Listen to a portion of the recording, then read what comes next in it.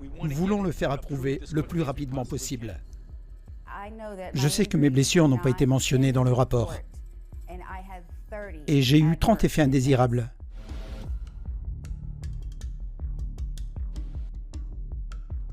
J'avais confiance dans le gouvernement. J'avais confiance dans les agences de santé. J'avais confiance en cette compagnie pharmaceutique. Et j'ai offert en quelque sorte mon corps à la science. Je n'avais pas réalisé que ça signifiait que si quelque chose tournait mal, je serais laissée pour morte. La compagnie pharmaceutique a disparu. Envolée. Pouf, plus personne dès qu'un problème est apparu. Elle est en fauteuil roulant et elle a une sonde d'alimentation. Elle ne sentait plus rien depuis le bas de la taille. Et à ce moment-là, elle ne pouvait plus marcher et elle ne pouvait littéralement plus bouger les jambes. Les gens doivent savoir que les données de cet essai sont faussées. Je voulais que les gens comprennent comment ces essais cliniques sont menés. Nous avons été choqués d'apprendre qu'il y avait plus d'effets indésirables graves dans le groupe des vaccinés.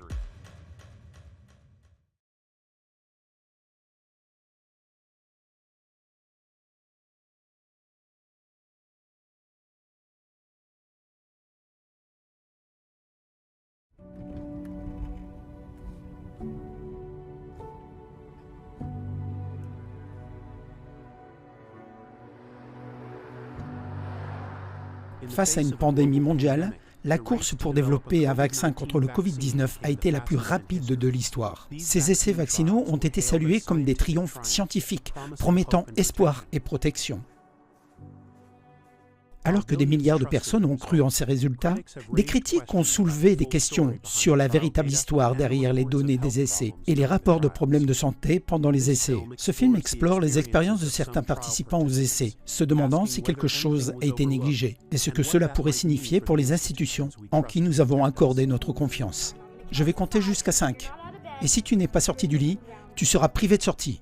Rencontrons Maddie, une fillette de 12 ans, en bonne santé et pleine d'énergie, qui a participé aux essais du vaccin Covid-19 de Pfizer mené par l'hôpital pour enfants de Cincinnati.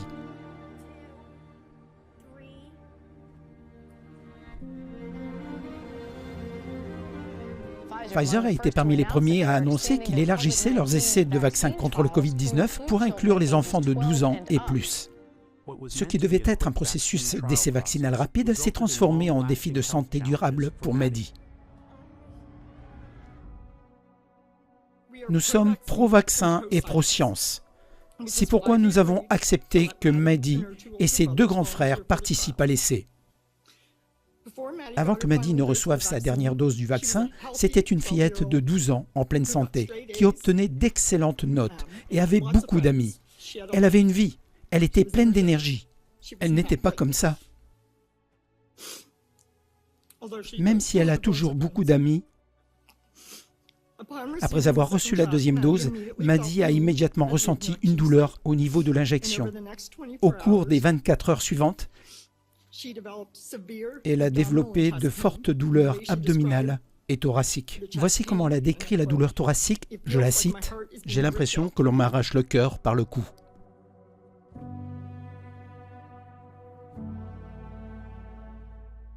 La première dose de Maddie s'est déroulée sans problème.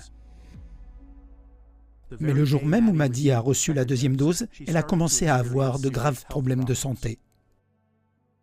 Elle est donc allée à l'école, a réussi à tenir toute la journée. Je ne sais pas comment elle est rentrée à la maison. J'étais au travail, mon mari travaille à la maison. Elle a laissé tomber son sac à dos et elle avait l'air complètement livide quand elle est arrivée. Littéralement juste devant le bureau de mon mari. Mon mari a immédiatement appelé. Il y avait une ligne d'urgence pour ça, que vous êtes censé appeler lorsque cela se produit. Alors il les a appelés et ils ont dit que l'on devait appeler l'investigateur principal. On vous rappelle tout de suite. Ils ont rappelé immédiatement et pendant ce temps, j'entendais au fond « Maman, maman, mon cœur, j'ai l'impression qu'on me l'arrache de la poitrine. » Stéphanie raconte que tout a commencé avec des douleurs abdominales si fortes qu'elle criait. Des évanouissements fréquents, plusieurs crises convulsives par jour, des décharges électriques douloureuses dans la colonne vertébrale et la nuque, et une sensation de picotement dans les pieds, ce qui a finalement conduit à une perte de sensation depuis la taille. Ça a commencé par le bas, ça a débuté par des fourmillements et ça a remonté le long de son corps, jusqu'à ce que les fourmillements s'arrêtent. Mais elle ne sentait plus rien depuis le bas de la taille. Et à ce moment-là, elle ne pouvait plus marcher. Elle ne pouvait littéralement plus bouger les jambes.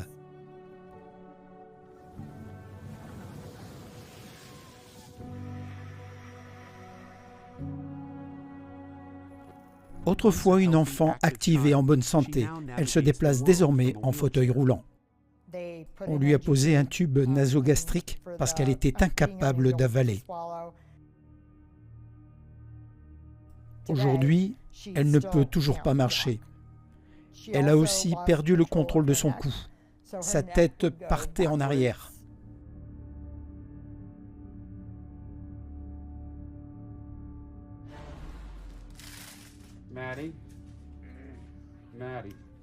Les urgences et les hôpitaux sont devenus sa nouvelle normalité. « Ma chérie, te revoilà. Peux-tu l'enlever? À l'aide! S'il te plaît !» Les moments les plus difficiles étaient au tout début, quand elle souffrait atrocement. La douleur intense a fini par, disons, à s'atténuer un peu. Elle vit avec une douleur constante, c'est sa nouvelle normalité. Mais les décharges électriques ont fini par s'arrêter. Ce matin, dans l'actualité, l'un des plus grands fabricants de médicaments a stoppé ses essais de vaccins contre le coronavirus. Un autre fabricant de vaccins contre le Covid, AstraZeneca, a dû interrompre ses essais à plusieurs reprises pour des raisons de sécurité. Même un seul cas d'une maladie inattendue suffit pour imposer une suspension clinique de l'essai dans plusieurs pays. J'ai une vaste expérience en sécurité des médicaments. J'ai dirigé une vingtaine de comités de surveillance de la sécurité dans des essais randomisés. Et un cas comme celui de Maddie aurait dû entraîner l'arrêt de tout le programme. Il aurait fallu une révision complète. Elle aurait dû subir des tests approfondis. Et le programme n'aurait jamais dû reprendre, sans garantie, afin que cela ne se reproduise plus.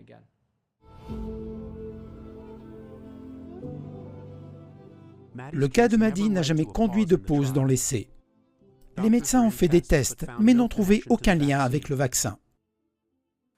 Les médecins qui l'ont vu jusqu'à présent n'ont rien trouvé qui, selon eux, soit lié à la recherche. C'est ce qu'ils me disaient tous.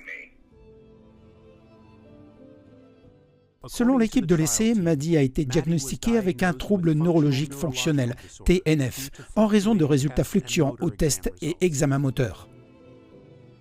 La famille de Gary pense que d'autres causes possibles n'ont pas été pleinement explorées. Ils ont posé le diagnostic de trouble neurologique fonctionnel le 8 avril. C'était la veille de la soumission de l'autorisation d'urgence au gouvernement, ici. Elle était à l'hôpital quand cela s'est produit. Sans les liens avérés avec le vaccin, le contrat de l'essai ne couvrait pas les frais médicaux de Maddie. Nous avons dû faire appel à des avocats pour qu'ils acceptent de payer les factures médicales de l'hôpital liées à leur essai.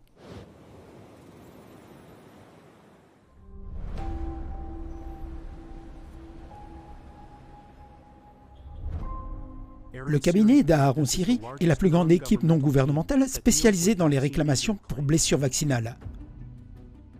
Après avoir examiné attentivement le cas de Maddie, l'équipe de Siri est convaincue que son état est lié au vaccin. Ce n'est pas n'importe qui prétend avoir été blessé. C'est une participante réelle de l'essai clinique pour les 12 à 15 ans qui a subi une blessure grave. Dans le cas de Maddie Garay, où nous représentons la famille Garay, nous avons eu l'occasion d'examiner tous les dossiers. Notre cabinet compte plus de 50 personnes, et 9 d'entre eux se consacrent exclusivement aux réclamations pour blessures vaccinales, y compris plusieurs professionnels médicaux, avocats et assistants juridiques. Ils ont examiné minutieusement les dossiers médicaux de Maddie. Et je peux vous dire qu'il est clair pour nous, clair comme le jour, que les blessures de Maddie sont liées à son vaccin contre le Covid-19. Et je pense que toute partie objective, autorité réglementaire ou entreprise pharmaceutique qui examinerait cela arriverait à la même conclusion. Est-ce que Pfizer a inclus tous les symptômes de Maddie dans les documents soumis pour l'approbation du vaccin? Selon les documents que nous avons obtenus, Pfizer a signalé la blessure de Maddie à la FDA comme une douleur abdominale fonctionnelle, en disant qu'elle avait mal au ventre. Elle est en fauteuil roulant, elle a une sonde d'alimentation. C'est clairement lié au vaccin contre le Covid-19. Et c'est ainsi que Pfizer l'a signalé. C'est déjà troublant en soi. La famille de Gary a enfin trouvé une solution, quand Maddie a subi un examen nerveux dans une clinique privée qui ont révélé des lésions nerveuses.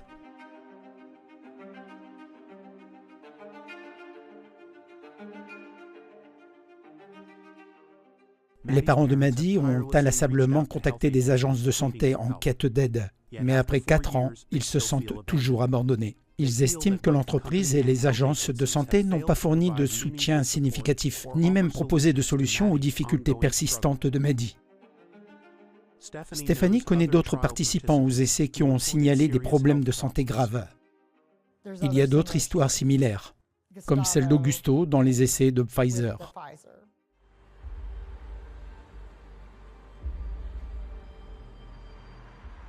Augusto Roux est un avocat argentin qui a participé à l'essai du vaccin Pfizer. Il affirme que son inflammation cardiaque et d'autres problèmes de santé n'ont pas été correctement documentés. Il est reconnu que ces effets indésirables se sont produits, mais il n'y a aucune réponse de l'équipe de recherche, ni des autorités de la République d'Argentine. L'une des plus grandes organisations de presse allemande a enquêté et a rapporté son histoire. Pfizer soutient que dans les cas d'Augusto et de Maddie, tous les événements des essais ont été correctement signalés et qu'aucune faute n'a été constatée par les régulateurs. Les autorités sanitaires et les régulateurs affirment que les vaccins contre le Covid-19 ont fait l'objet d'évaluations rigoureuses et continuent de présenter un profil de sécurité solide dans les essais cliniques et le suivi continu.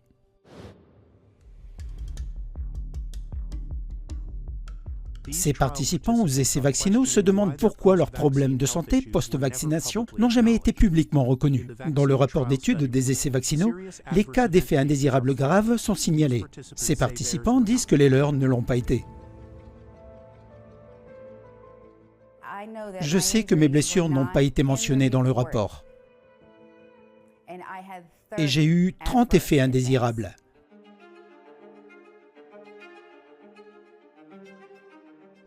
Olivia Cameron a participé aux essais cliniques du vaccin au Coastal Carolina Research Center. Après la deuxième injection, Olivia a vécu un cauchemar de problèmes de santé dévastateurs qui ont rendu sa vie insupportable. Parmi la longue liste de symptômes, des douleurs nerveuses atroces, de graves problèmes neurologiques, rappelant la démence, des bégaiements, et une sensation de déséquilibre. J'avais vraiment peur. Et je n'arrêtais pas de dire à mon fils que j'étais désolé. Parce que je pensais que j'allais être paralysé ou avoir des lésions cérébrales permanentes. Je ne pouvais même plus lire. Je pouvais lire les mots, mais je ne comprenais pas ce qu'ils signifiaient. C'était vraiment dur. Ce jour-là en particulier a été très difficile car j'avais tellement mal que je ne voulais plus être dans mon corps. Je voulais juste exister comme un cerveau dans un bocal parce que j'avais tellement mal. Et je sentais vraiment que si je bougeais comme ça, j'allais être paralysé.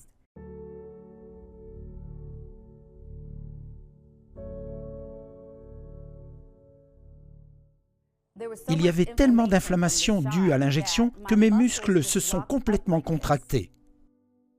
Le muscle de l'épaule d'Olivia, là où elle a reçu l'injection, a subi une blessure grave. Elle a souffert d'une crampe d'épaule intense qui a endommagé les fibres musculaires, provoquant des déchirures importantes et une vague de douleur qui a duré des mois. Il était écrit dans le contrat, « Si vous êtes blessé à cause du médicament de l'étude, nous vous fournirons des soins médicaux. » Et ils ne m'ont jamais fourni de soins médicaux. Olivia estime que le fabricant de vaccins et le centre de recherche auraient dû réagir rapidement, avec du soutien et des tests. Tout comme dans le cas de Maddie, Olivia s'est sentie abandonnée. C'est mon assurance qui a finalement fourni l'IRM, ce qui a montré que j'avais besoin d'une opération. Mon chirurgien de l'épaule a dit « Oui, vous avez clairement été blessé par le vaccin. » C'était le meilleur chirurgien de Charleston, en Caroline du Sud. Et il pouvait le voir sur l'IRM et à la manière dont ça s'est produit, que c'était bel et bien le vaccin qui a causé les dommages à mon épaule. Les documents qu'Olivia a reçus incluent une note du chirurgien indiquant effet indésirable du vaccin. Avec l'aide de l'équipe de HiWire, Olivia a enregistré une conversation avec l'investigateur principal du site d'essai qui a déclaré officiellement qu'elle croyait que la blessure de l'épaule d'Olivia était bien liée au vaccin. Je le pense pour votre épaule. Suis-je la seule à avoir tous ces effets indésirables? Vous avez été de loin la pire. Je suis vraiment désolé. La pire? Oui. Est-ce que vous pensez que tout ce qui m'arrive, tous ces problèmes de santé, soit dû au vaccin ou pas? Je le pense pour votre épaule.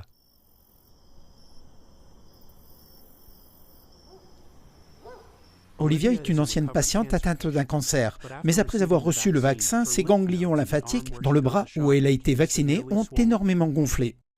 Ils ont soupçonné un lymphome, car soudainement, ces ganglions se sont mis à gonfler. Selon Olivia, parce que la biopsie a montré que ses ganglions lymphatiques semblaient anormalement fondus, elle soupçonne que son lymphome pourrait avoir été déclenché par le vaccin. Le médecin a dit que ça a commencé ici. Le bras vacciné est celui qui indiquait clairement le lymphome de cellule T. Et le chirurgien a dit qu'il n'avait jamais vu de ganglions lymphatiques comme ça. La couleur et la manière dont ils étaient fondus ensemble. Il n'y a pas de lien médical prouvé entre le lymphome d'Olivia et le vaccin, et il ne figure pas parmi les effets secondaires de la FDA.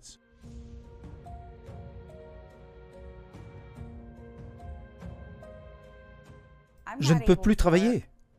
Je veux dire, je suis définitivement handicapé. Olivia pense que le site d'essai n'a pas enquêté pleinement sur son cas, ce qui rend difficile l'établissement d'un lien définitif entre tous ces problèmes de santé et le vaccin. Les régulateurs ont déclaré que les essais cliniques ont montré que les effets indésirables graves étaient très rares et que les avantages l'emportaient clairement sur les risques. La FDA vient d'autoriser un second vaccin contre le coronavirus pour une utilisation d'urgence. C'est le premier produit de Moderna à arriver sur le marché, une toute nouvelle technologie.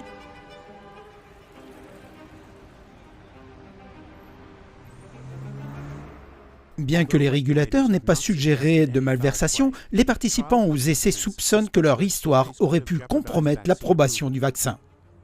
Les pauses dans les essais d'AstraZeneca ont suscité des inquiétudes mondiales et ont peut-être même influencé la confiance du public.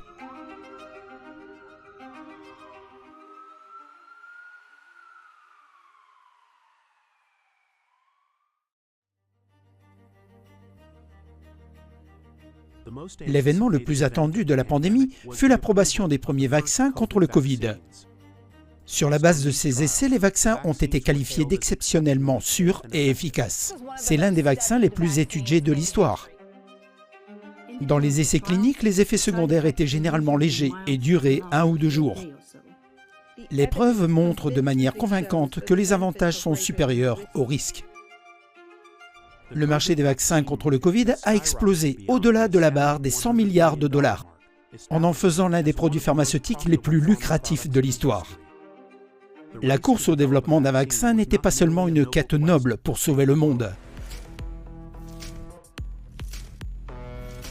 Moderna et Pfizer-BioNTech ont remporté la course et ils l'ont fait sur une base lucrative et ils vont engranger des milliards de dollars de ventes chaque année. Ces vaccins vont devenir certainement les médicaments les plus vendus de tous les temps.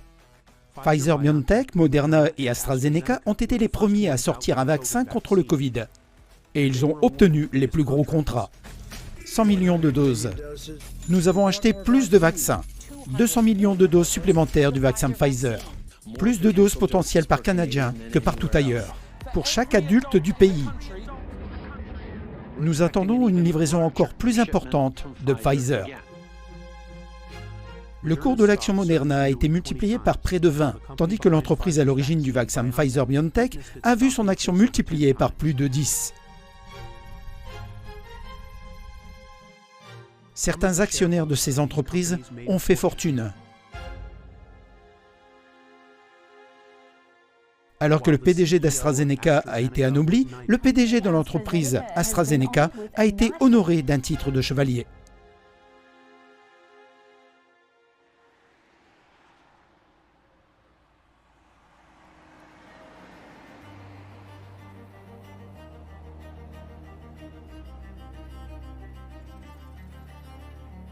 Le vaccin d'AstraZeneca a montré des résultats prometteurs après des essais aux États-Unis. Pourtant, il y avait eu des rapports sur les liens possibles entre le vaccin et des caillots sanguins en Europe. Fervente défenseur de la science et des vaccins, Brianne a participé à l'essai du vaccin d'AstraZeneca à Velocity Clinical Research dans l'Utah. Elle s'est portée volontaire pour un essai clinique. La réalité est que je souffre à chaque seconde de chaque jour. Vous avez énormément souffert ces dernières années. Je dois être totalement honnête avec vous. J'ai failli être envoyé à 6 pieds sous terre. Vous êtes apparu dans le Daily Mail au Royaume-Uni, vous êtes passé chez Bloomberg à l'international, votre histoire a commencé à se répandre.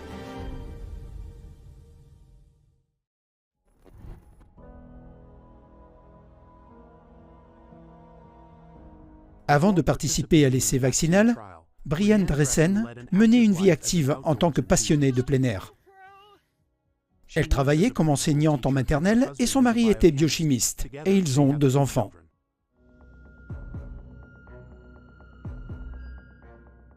J'ai donné mon corps essentiellement à la science.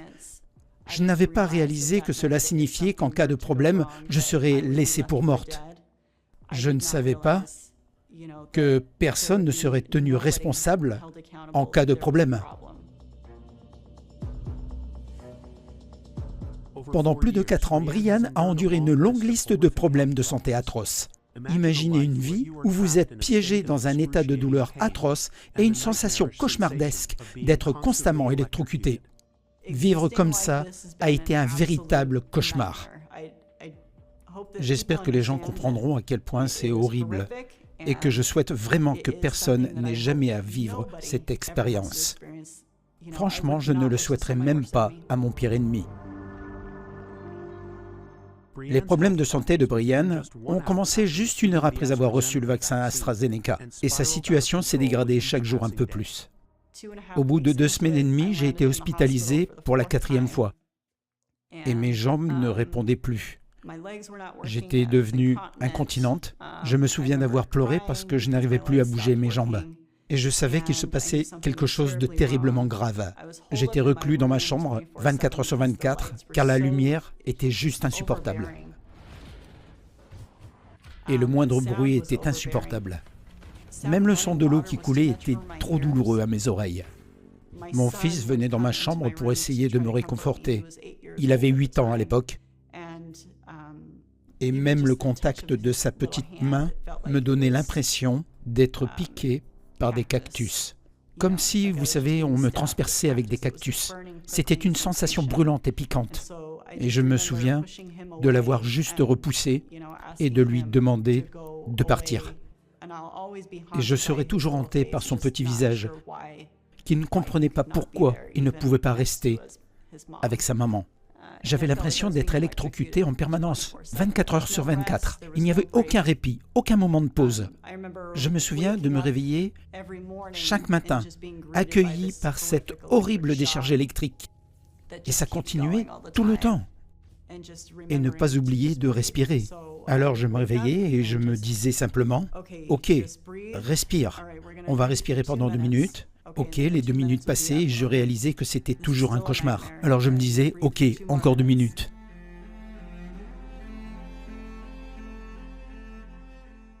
Et aucun médecin ne savait ce qui se passait. La clinique d'essai était très frustrée vis-à-vis du laboratoire. Ils étaient confus, ils ne comprenaient pas pourquoi la société pharmaceutique ne nous appelait pas.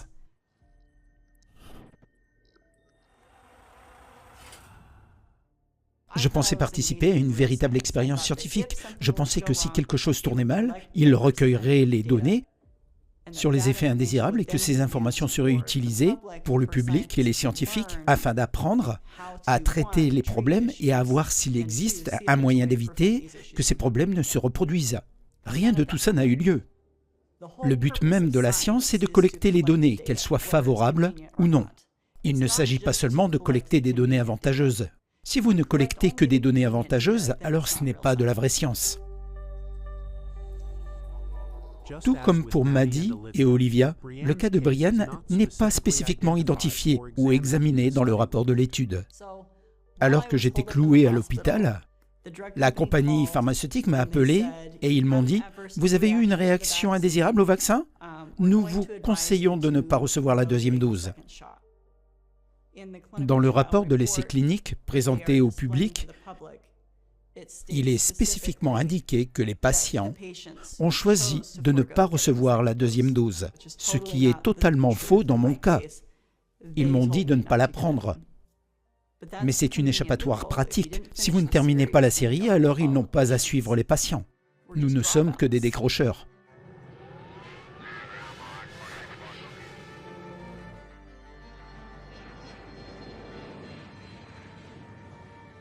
Grâce aux efforts de son mari, Brian a été recruté par une étude de recherche, par la National Institute of Health.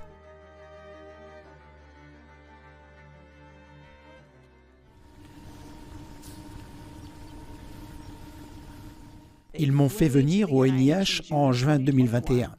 Ils ont effectué des tests, des traitements, des évaluations complètes. Ils avaient un ensemble de recommandations de traitement. Ils avaient des concepts et des théories sur ce qui se passait. Dans l'étude menée par la National Institute of Health, ils ont trouvé des preuves de lésions nerveuses chez les patients présentant des symptômes neurologiques graves après avoir reçu le vaccin contre le Covid.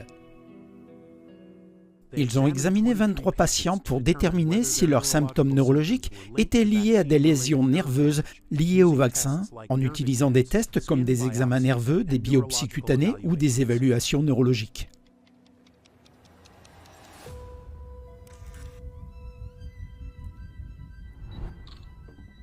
Les tests de Brian ont révélé un EMG anormal et des résultats de neuropathie, des petites fibres ainsi que des signes de dysfonction autonomique.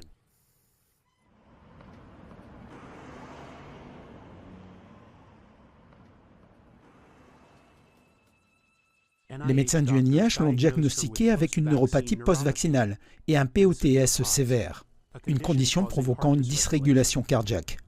Oui, nous avions des blessures liées au vaccin Covid sur nos dossiers médicaux du NIH.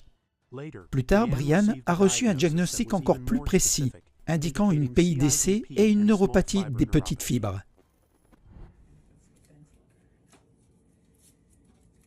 Les examens de Maddie ont également montré des signes de lésions nerveuses et de dysautonomie. Elle a donc été diagnostiquée avec une polyneuropathie démyélinisante inflammatoire chronique. C'est donc une PIDC. En gros, ce qui s'est passé, c'est que son corps, lorsqu'elle a reçu le vaccin, a surréagi. Au lieu de simplement attaquer le virus, il a attaqué ses nerfs. Les virus et les vaccins comportent le risque de déclencher une dysrégulation du système immunitaire, pouvant conduire au développement d'une auto-immunité où notre corps commence à s'attaquer lui-même comme s'il était l'ennemi. Cela pourrait-il expliquer des symptômes comme ceux observés chez Maddie, Olivia et Brian? Dans certains cas, notre système immunitaire confus peut cibler spécifiquement nos fibres nerveuses, provoquant des douleurs extrêmes, des picotements, une perte de sensation, un brouillard cérébral et bien d'autres symptômes.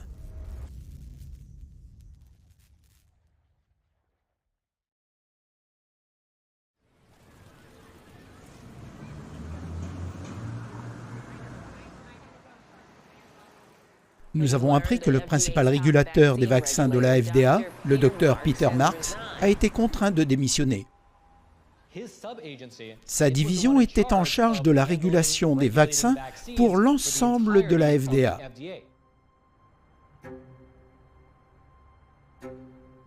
Le docteur Peter Marks était le cerveau derrière l'opération Warp Speed, le plus grand projet de vaccin de l'histoire. Dr Marks, venez. Pourquoi les Américains devraient-ils faire confiance à ces vaccins?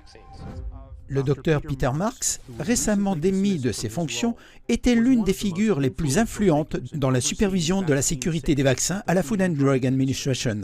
Les membres du personnel de la FDA sont comme votre famille. La FDA est considérée comme la référence en matière de régulation des produits médicaux. Les officiels de la FDA ont été impressionnés par les résultats des essais, vantant les vaccins comme exceptionnellement sûrs et leur accordant une autorisation d'utilisation d'urgence. Les données fournies par le sponsor ont répondu aux attentes de la FDA. Alors que les régulateurs mettaient en avant le profil de sécurité robuste des vaccins, des scientifiques d'universités prestigieuses ont appelé à une plus grande transparence dans les essais et le processus d'approbation. Nous avons rendu ce processus d'examen aussi transparent que possible. Rien n'est caché. Tout est ouvert et transparent. Tout en promettant une transparence totale, la FDA a requis un délai de 75 ans pour publier les données complètes de Pfizer, invoquant un manque de ressources.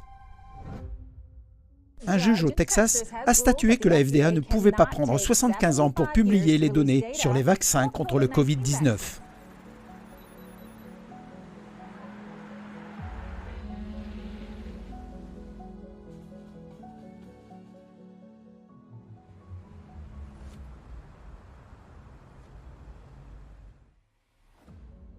Alors que les scientifiques réexaminent les données des essais avec une approche différente de celle de la FDA, ils ont trouvé ce qui semblait être une probabilité potentielle plus élevée d'effets secondaires.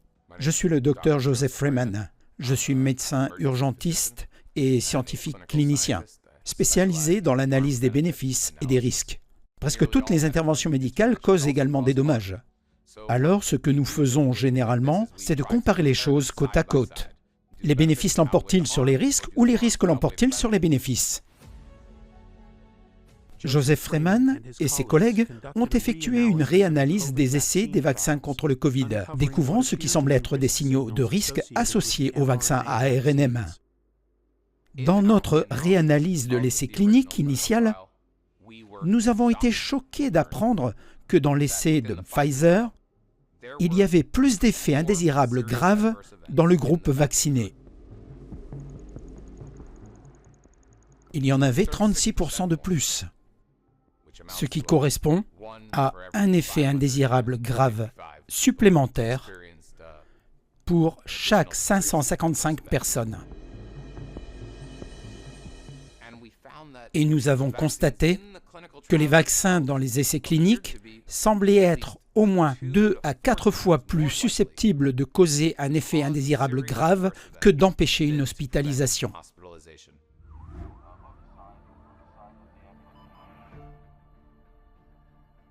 C'était clairement une découverte très préoccupante.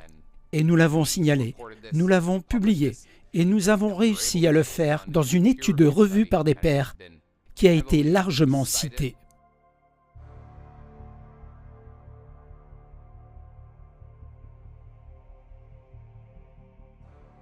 Avec des milliards de personnes vaccinées, des millions ont signalé des problèmes de santé peu après la vaccination, y compris des cas graves, comme des caillots sanguins, des hospitalisations et des symptômes neurologiques.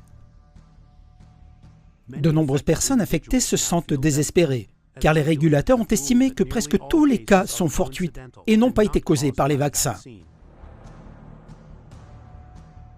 Les critiques soutiennent que le système actuel a du mal à détecter les effets secondaires rares et à établir un lien clair avec les vaccins. Notre système de surveillance ne peut identifier que des maladies comme la myocardite. Notre système peut identifier des augmentations relatives importantes, comme une augmentation de 500%. Notre système de surveillance est incapable d'identifier de manière constante des dommages survenant avec une augmentation de 40 à 50%, ce qui semble terrible. Et nous avons un sérieux problème si ce vaccin augmente les crises cardiaques, les AVC et les caillots sanguins dans les poumons, car ils surviennent si couramment dans la population. Et l'augmentation de seulement 20%, et nous parlons ici de dizaines de milliers, peut-être des centaines de milliers, voire des millions de personnes qui vont subir ces événements terribles, inutilement. Et notre système de surveillance sera totalement incapable de les identifier.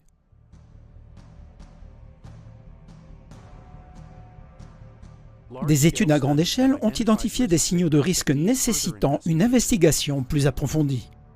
Certaines études ont trouvé de nouveaux signaux de risque liés à des conditions de santé très spécifiques, mais la recherche est très limitée. La plus grande étude sur les vaccins contre le Covid à ce jour vient d'être publiée. 99 millions de personnes à travers le monde. Ils ont identifié ces problèmes très significatifs, qui étaient neurologiques, cardiaques ou hématologiques. Vous ne devriez pas voir ces problèmes, n'est-ce pas? Ou vous ne vous attendriez pas à les voir. Et si c'était le cas, vous voudriez les voir avec un faible taux. Il y a des dizaines de millions de personnes qui crient du haut des toits en disant qu'après avoir reçu le vaccin, elles ont souffert de symptômes qui ont entravé leur activité quotidienne. Les auteurs de ces études déclarent que les bénéfices l'emportent sur les risques.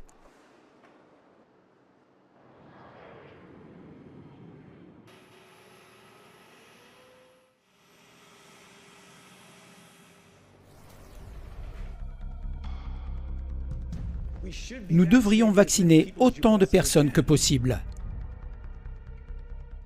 À tous dans le monde entier. Un super site de vaccination ouvre aujourd'hui au Yankee Stadium.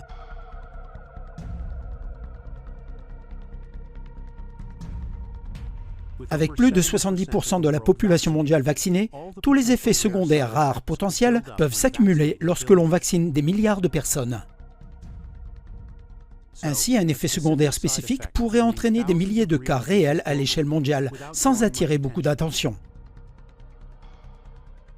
Il est assez clair que ce que nous avons vu dans les essais cliniques initiaux, c'est qu'aucun type unique d'effet indésirable grave ne s'est produit. Il s'agissait de nombreux types différents d'effets indésirables graves, et chacun extrêmement rare. On pourrait dire 1 sur 10 000, 1 sur 20 000, 1 sur 30 000 d'augmentation. Mais quand vous avez de nombreux types différents d'effets indésirables graves, survenant à un taux très rare, quand vous les considérez tous ensemble, vos chances d'avoir un effet indésirable grave deviennent beaucoup moins rares.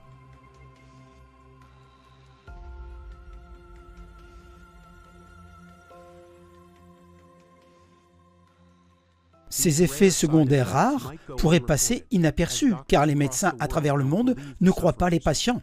De fait, cela peut entraîner des défis pour recevoir des soins et un soutien approprié de la part de la communauté médicale.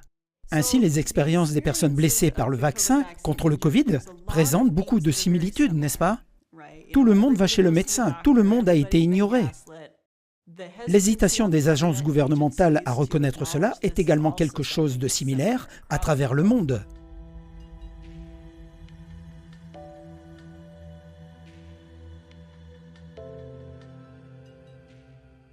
Après la vaccination, Joël a développé une inflammation de la moelle épinière qui l'a laissé handicapé. Avant son handicap, il était un chirurgien respecté. Avant ma blessure, je faisais confiance à mes organisations de santé. Je faisais confiance à mes agences fédérales pour faire leur travail. Et la mission de la FDA, si vous regardez leur site web, est de protéger la population des médicaments et des dispositifs médicaux. Le gouvernement n'aidait personne. Alors nous avons réalisé que si quelque chose devait se passer, nous devions le faire nous-mêmes. Nous devions créer une organisation à but non lucratif, juridique, pour pouvoir vraiment transformer nos réactions négatives en actions positives. Nous devions devenir bien plus que de simples histoires tristes. Brian et Joël ont fondé REACT-19, un groupe de soutien basé sur la science pour plus de 39 000 victimes. Espérant ainsi que l'agence responsable de la sécurité des vaccins serait leur bouée de sauvetage. Je suis heureux de commencer, je suis Peter Marks, directeur de recherche sur l'évaluation des produits biologiques. J'ai dit à Peter Marks en face, lors d'un Zoom, qu'il avait échoué, parce que les agences n'ont pas fait leur travail en notre nom. Nous avons des personnes qui sont définitivement endommagées. Nous luttons avec beaucoup de rigueur pour essayer de comprendre les signaux de sécurité. Les appels du Dr Marks ont été à peu près une blague ou une farce. Il écoute. Il dit qu'il nous rencontrera. Ok, mais il ne l'a jamais fait. Nous lui avons envoyé un email avec un ensemble de questions. Jamais de réponse.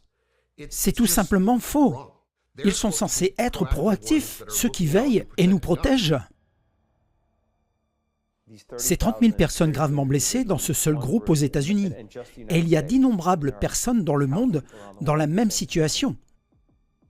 Qu'il puisse y avoir cette cacophonie de pleurs et de douleurs dans tous les coins de ce pays et d'autres pays à travers le monde, et que nos autorités de santé pourraient simplement les ignorer et fermer les yeux. Mais reconnaître que les vaccins contre le Covid-19 sont à l'origine des dommages subis par des personnes va directement à l'encontre des politiques défendues par ces agences. En ce qui concerne les compagnies pharmaceutiques, toutes ces personnes blessées se dressent en travers de milliards de dollars de profit.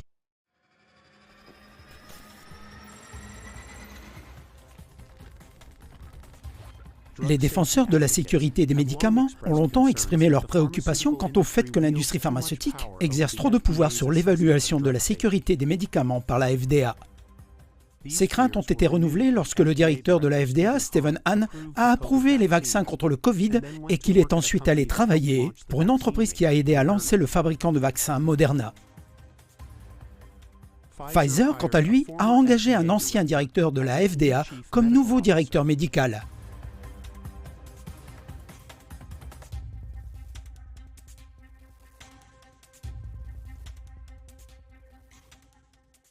Et malheureusement, les régulateurs ont commencé à se considérer non pas comme ceux qui doivent assurer la sécurité ou la superviser, mais plutôt comme des partenaires de l'industrie pour faire homologuer, développer et mettre ces produits sur le marché le plus rapidement possible.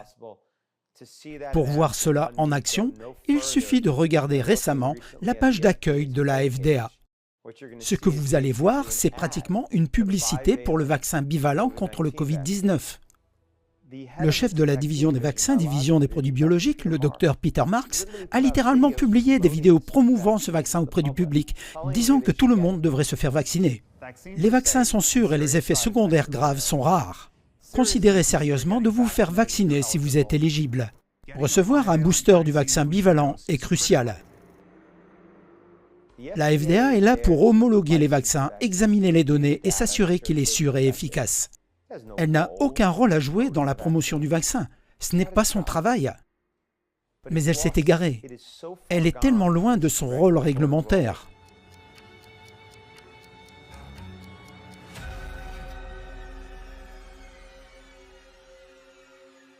Le processus de rapidité n'a en rien compromis la sécurité.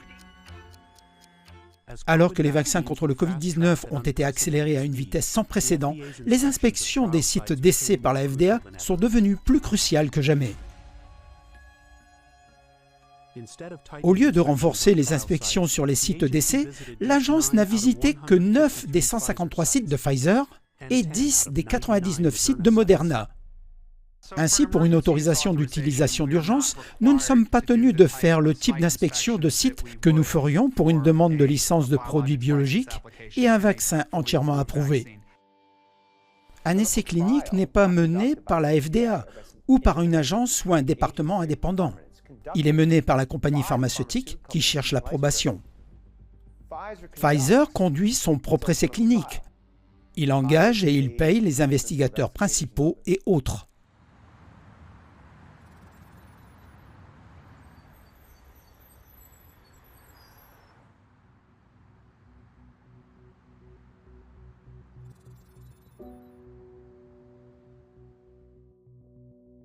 Brooke Jackson était directrice régionale pour 2 des sites d'essai du vaccin Pfizer-BioNTech au Texas. Je voulais que les gens soient conscients de la manière dont ces essais cliniques étaient menés. Elle est devenue lanceuse d'alerte et ses allégations concernant les problèmes sur les sites d'essai ont été rapportées par le British Medical Journal, une publication médicale à respecter. Ils savaient qu'ils étaient en difficulté. Je les ai avertis plusieurs fois que si la FDA entrait dans cette clinique maintenant, mon expérience est que ce site d'essai clinique serait fermé pour non-conformité. pour violation de toutes les réglementations que nous sommes censés suivre et potentiellement être investigués pour des activités criminelles.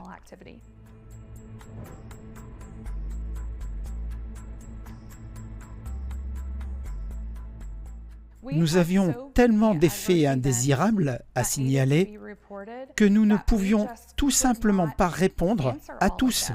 Nous recevions des plaintes directement de Pfizer, voulant savoir pourquoi les patients les appelaient en disant qu'ils ne pouvaient pas joindre le site d'essais cliniques. Les boîtes vocales étaient pleines et nous continuions à être autorisés par Pfizer à recruter des patients, même en sachant qu'il y avait ce genre de problème. S'ils nous poussaient, ils devaient pousser ailleurs aussi.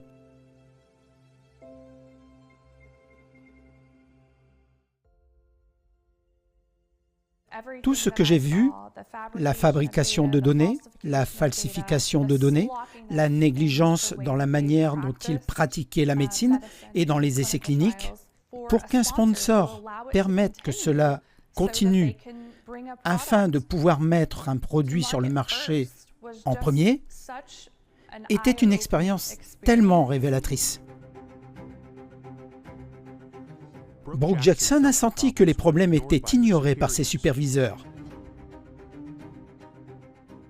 Quand elle a porté ses préoccupations directement à la FDA, elle a été licenciée de son emploi. Le gouvernement a refusé de poursuivre son affaire présumée de fraude contre Pfizer, citant un manque de preuves. La FDA n'a jamais contacté Brooke Jackson pour mener une enquête détaillée. La FDA n'a jamais inspecté le site d'essais cliniques de Ventavia. Vous savez, c'est l'organisme qui supervise notre alimentation, nos médicaments et nos cosmétiques. Nous ne pouvons même pas amener la FDA à inspecter un site d'essais cliniques. Alors, à quoi servent-ils?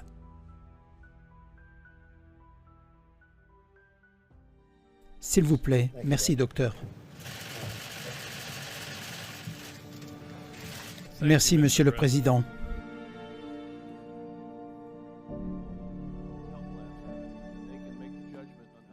Pendant la pandémie, le docteur Robert Redfield occupait l'un des postes d'autorité sanitaire les plus élevés au monde en tant que directeur du CDC. L'agence compétente en matière de sécurité des vaccins.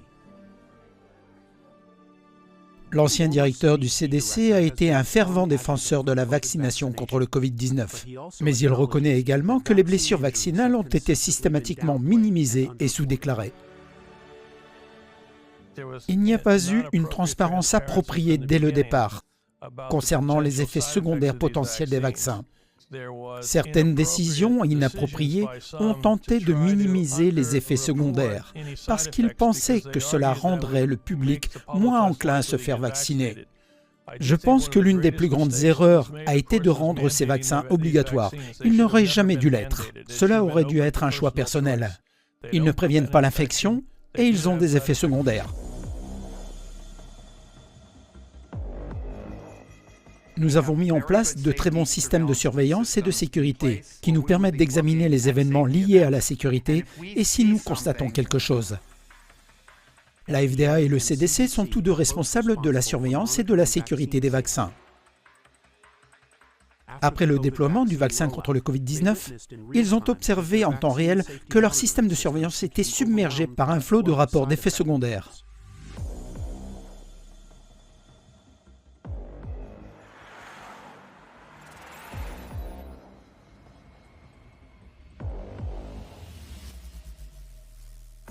Peter Marks, l'un des responsables de la FDA, a témoigné que l'agence a été prise de court par l'énorme augmentation des rapports. Dr Marks, le gouvernement a-t-il été préparé à une telle avalanche de rapports divers? Nous avons essayé d'être prêts pour ça, mais l'avalanche de rapports était énorme. Et encore une fois, il a fallu réaffecter les tâches des gens à la volée. Voici le rapport du VERS actuel. Les vaccins contre le Covid-19, plus de 37 000 décès. Aujourd'hui, 24% de ces décès signalés se produisent le jour de la vaccination ou dans les 2 jours suivants. Le nombre total d'effets indésirables signalés est de 1,6 million.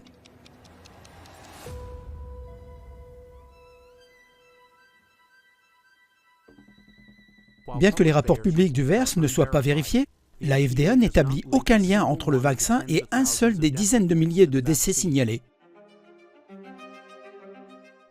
En 2021, après le déploiement du vaccin contre le Covid-19, les rapports du VERS ont grimpé à plus d'1 million, dont 1 sur 5 étaient qualifiés de graves.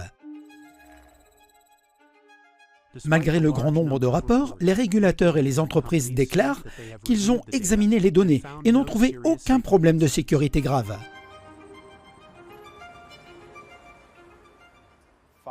Pfizer, après le déploiement du vaccin, a réalisé qu'il devait embaucher plus de 1000 personnes supplémentaires pour gérer le volume des rapports des blessures. Évidemment, c'était inattendu.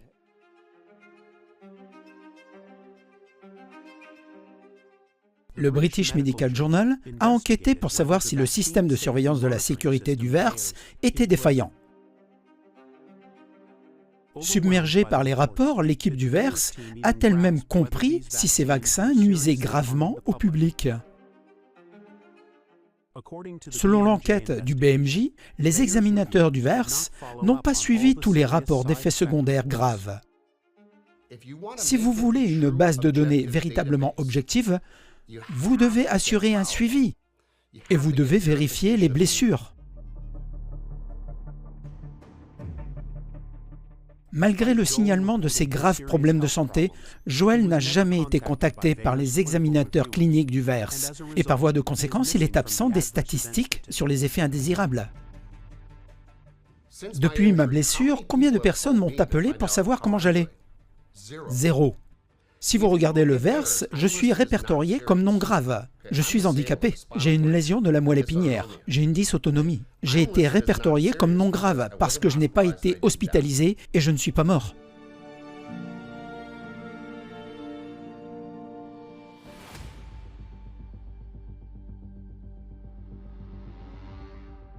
La FDA devrait publier toutes les données de sécurité qu'elle possède. J'ai été très déçu d'apprendre qu'ils prévoyaient de les retenir jusqu'en 2026. Cela crée vraiment un sentiment de méfiance totale.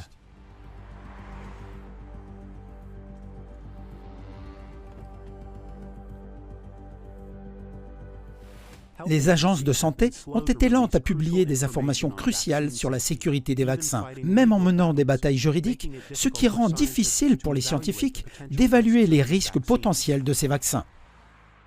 Grâce au travail de l'équipe juridique d'Aaron Siri, les agences de santé ont été contraintes de divulguer beaucoup d'informations sur la sécurité des vaccins contre le Covid-19. Par exemple, les données collectées par la plus grande application de surveillance de la sécurité des vaccins ont révélé que des milliers d'utilisateurs ont signalé des problèmes de santé. Ce que nous avons vu, c'est qu'en fait, 7,7% des utilisateurs de VSafe ont signalé avoir besoin de soins médicaux après l'injection du vaccin contre le Covid-19. Et le CDC a caché ces données au public pendant toute la période où nous les exigions.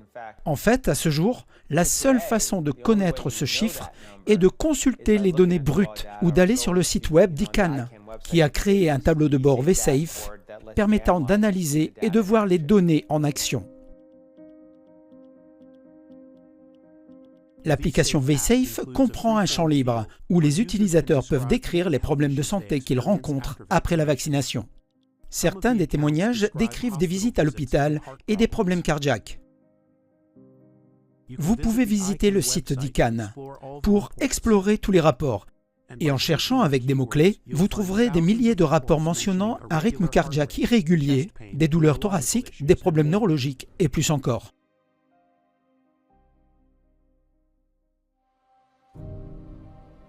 Nous constatons de sérieux problèmes avec ce vaccin. Et ses bénéfices semblent de moins en moins évidents chaque jour. Nous ne devrions pas continuer à administrer ce vaccin sans de nouveaux essais qui démontrent que ses avantages l'emportent sur les risques. Et ces essais doivent être rigoureux. Par conséquent, je demande que le vaccin soit retiré jusqu'à ce que de tels essais soient réalisés.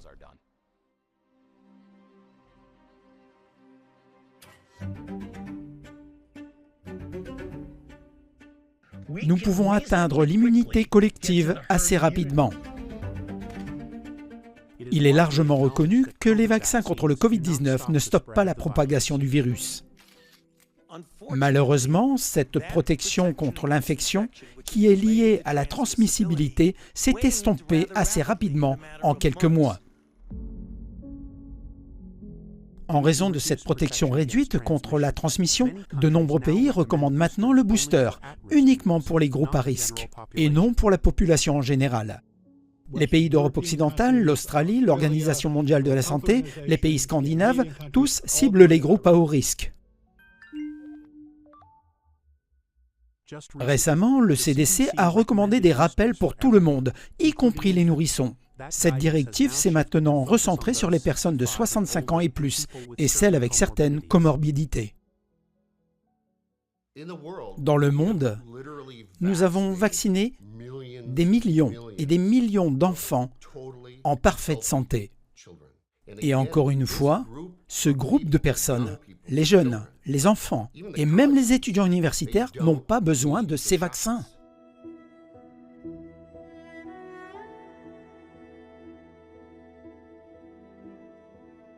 Je peux vous assurer que le Covid-19 était une maladie très grave.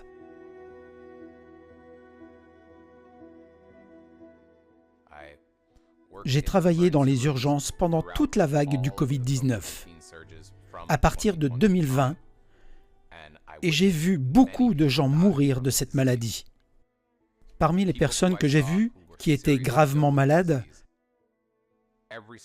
toutes étaient soit âgées et fragiles avec de multiples facteurs de comorbidité, soit pour certains individus plus jeunes, dans la trentaine et la quarantaine, dont j'ai été témoin lorsqu'elles tombaient gravement malades et certains mourir, ils étaient sévèrement obèses. Cependant, je n'ai pas été personnellement témoin d'un simple adulte ou enfant en bonne santé devenir gravement malade.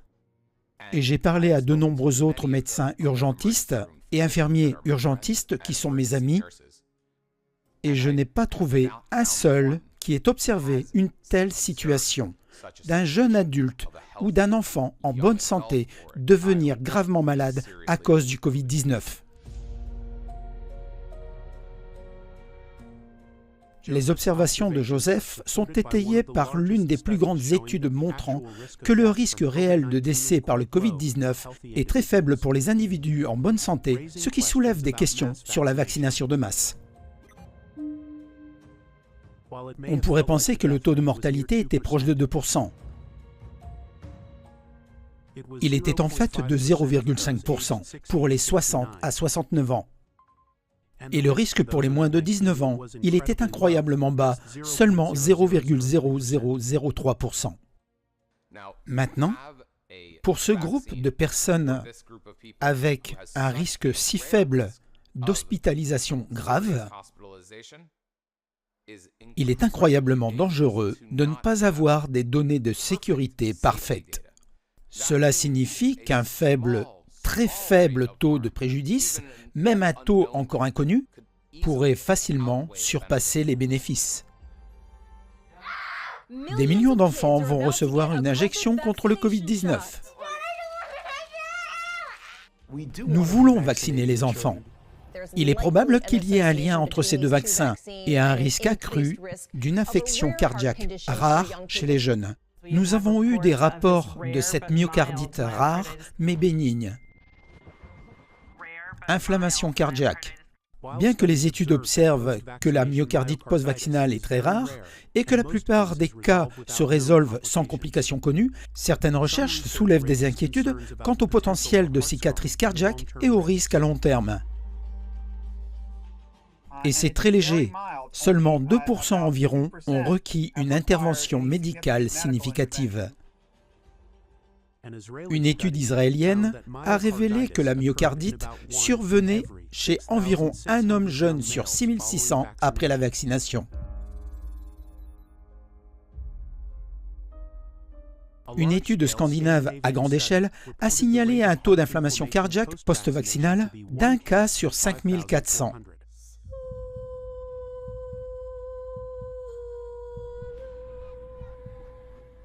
Dans une étude en Thaïlande, sur les 301 enfants vaccinés, 54 avaient des résultats anormaux à l'électrocardiogramme. 7 participants présentaient des marqueurs d'inflammation cardiaque clinique ou subclinique et l'un de ces enfants a nécessité une hospitalisation. Ils ont trouvé un risque de myocardite de 2%. 1 sur 50, c'est alarmant.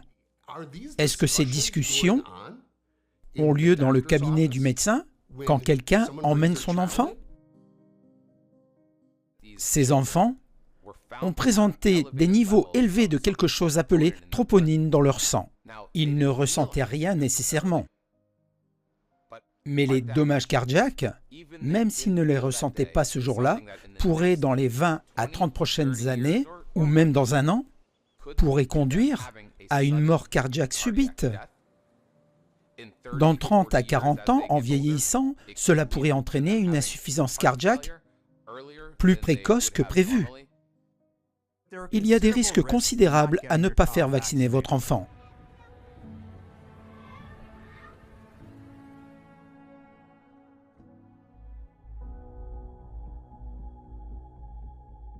J'ai décidé de faire ce qui était juste et de protéger mon fils. C'était la pire décision de ma vie. Soudainement, mon fils était mort et je planifiais ses funérailles. L'autopsie de Junior a montré qu'il avait une myocardite. Junior était un garçon en bonne santé. Je sais que rien ne me ramènera Junior, mais il me manque tous les jours. Ma douleur est insupportable. La seule chose que je puisse faire maintenant est d'essayer d'aider les autres.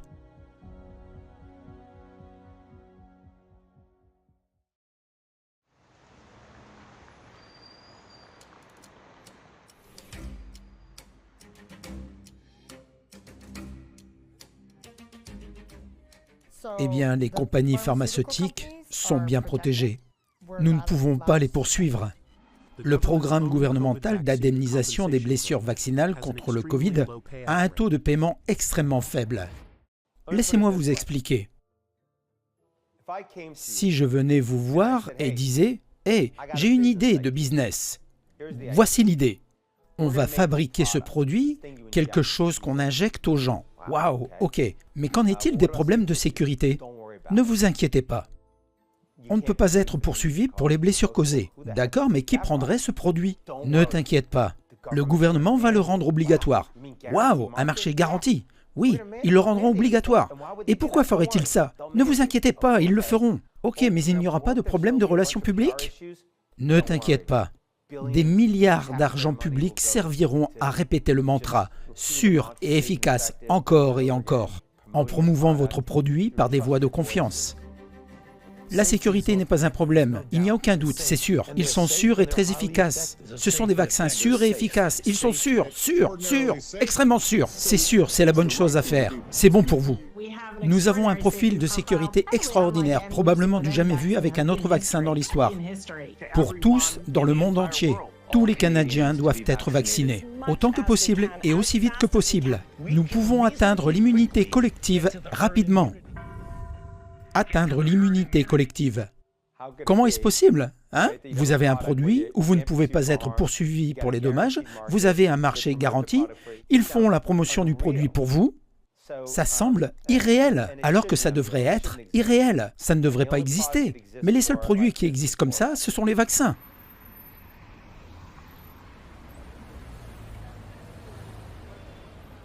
Le Kansas poursuit Pfizer pour la manière dont il a commercialisé son vaccin contre le Covid-19.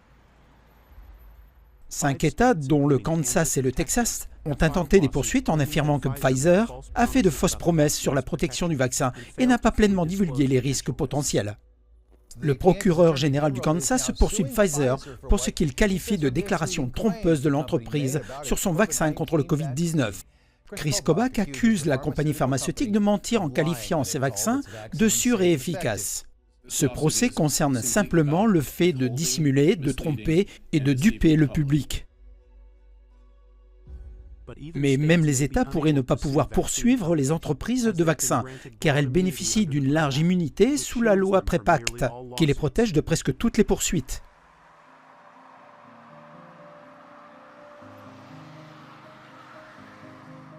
Ce film présente une perspective sur la sécurité des vaccins et les réclamations pour les blessures. Les agences de santé et les fabricants de vaccins continuent de surveiller les données de sécurité et n'ont identifié aucun risque grave. Les organismes de réglementation à travers le monde restent confiants dans la sécurité de ces vaccins et n'ont formulé aucune accusation contre les fabricants. Les spectateurs sont encouragés à consulter leurs médecins et à rechercher des informations auprès de sources fiables et variées.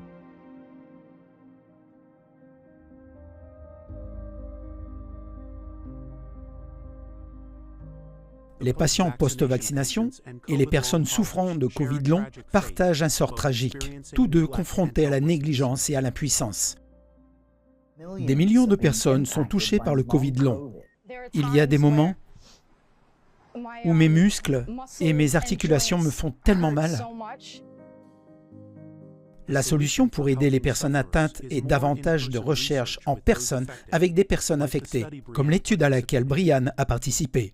Une étude gouvernementale de 4 ans d'1 milliard de dollars a été lancée, dans l'espoir de déterminer pourquoi les soi-disant Covid longs continuent à souffrir. Cependant, il y a eu très peu de financement de recherche de la part du NIH pour les problèmes post-vaccinaux. Il n'y a pas d'argent injecté par le NIH ou l'une des autres sources majeures de financement de la recherche qui soit attribuée pour les blessures causées par le vaccin Covid-19. Pourquoi ça? Pourquoi personne ne pense-t-il qu'il s'agit là d'une chose étrange? So I won't stop the fight for you. Yes, I will always fight for you. I will brave every attack, and I will not give up on you. I will always have your back. Il se tourne vers la FDA et le CDC, l'establishment médical, les institutions médicales qui les ont tous poussés, encouragés à prendre ce produit. Et ils reviennent en disant « Hey, j'ai fait ce que vous m'avez dit de faire, j'ai suivi vos conseils et j'ai ce grave problème, j'ai cette neuropathie sévère. » Et la réaction est souvent de l'incrédulité ou du rejet. Ces gens vont les voir en les suppliant, souvent en pleurant. Et ils n'obtiennent aucune aide de ces mêmes institutions.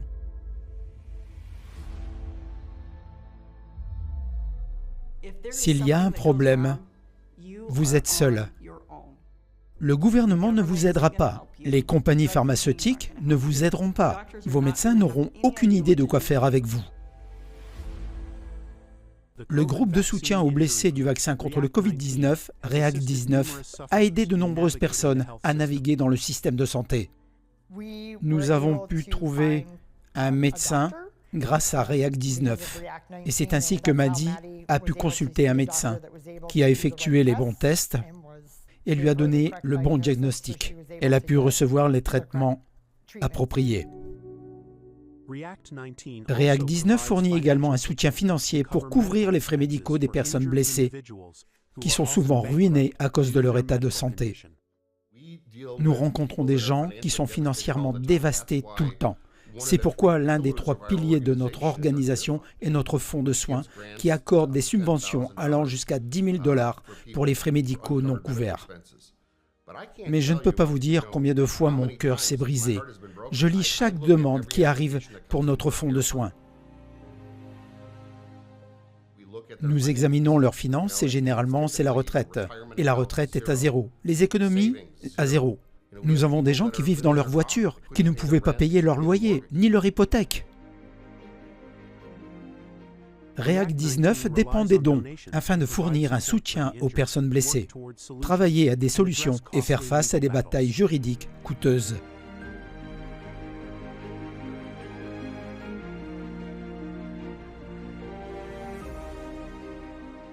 La communauté de personnes comme moi, avec qui j'ai appris et je me suis connecté, est la plus belle communauté.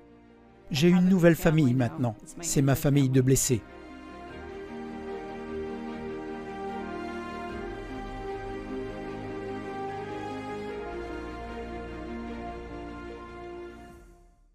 Si ce film vous touche, partagez-le et aidez à lancer le débat.